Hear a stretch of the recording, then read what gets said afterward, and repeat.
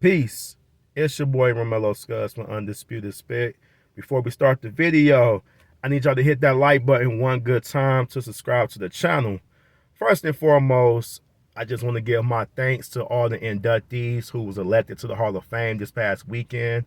They combined all the classes from the 20, 21, and 22.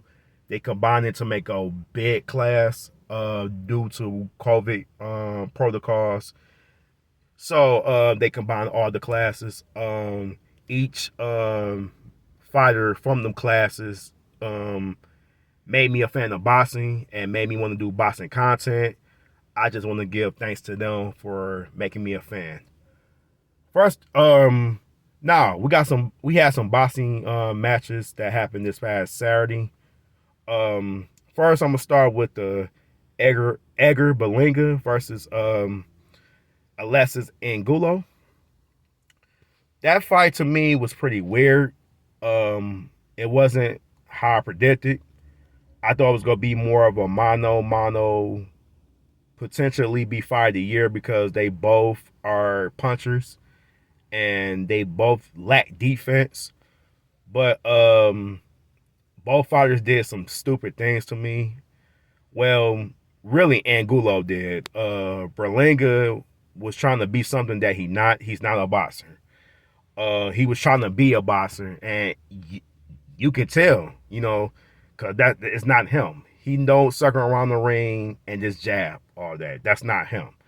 If you watch his fights, but I like that he tried something new, but it's not going to work against top tier. I'm telling you that now.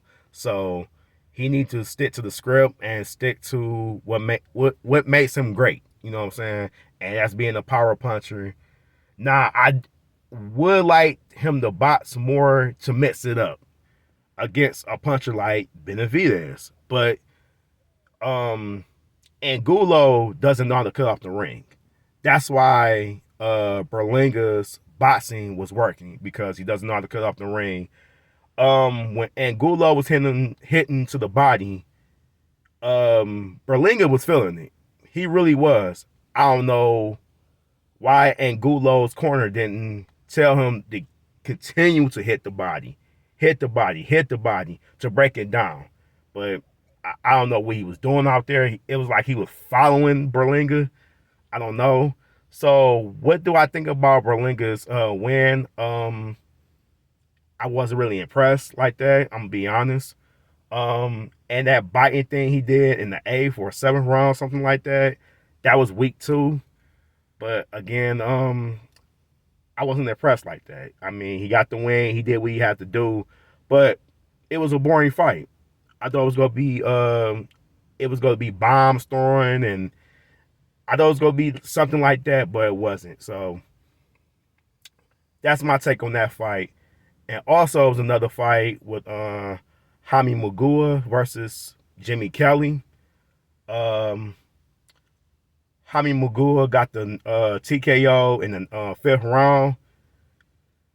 Jimmy Kelly was doing some good things. He was circling the ring, combinations. He was confusing Munguia, and Jimmy Kelly, he was kind of winning that fight. He was at his pace until the 5th round, and Munguia called him, and Jimmy Kelly pulled back from the punch that Munguia threw. You never do that in boxing. You never do that. Once he did that, it was over. And then once your legs is gone from boxing, it's over. Like, you can't stand. You need your legs. And his legs was just gone, and then he got knocked down 3 times, and the ref just stopped it. What do I think about Jaime Munguia's performance? I'm not impressed. But I'm going to be honest with that, too. He doesn't add nothing else to the toolbox. He's just a puncher. You know what I'm saying? And he needs to work on his defense. I think top tier 160, like, low key, Landy Lara, I think will give him trouble. Or Magua will give him I'm sorry, not Magua. I'm talking about the same guy. Charlo will give him trouble. And Demetrius Andre. Bosses will give him trouble. I'm telling you that now. So Top tier would give Munguia trouble. Just like I look at Munguia and Edgar Berlanga like in the same box. They both big punchers, but they both lack defense. So yeah, they need to be tightened up on the defense for both fighters. So that's what I think about both fighters' performance. It didn't move me like that. It didn't move the needle as far as like, okay, they go dominate. Munguia go dominate 160, and Berlanga go dominate 168. I just didn't see it in their performance that happened yesterday. So that's my take for both fights.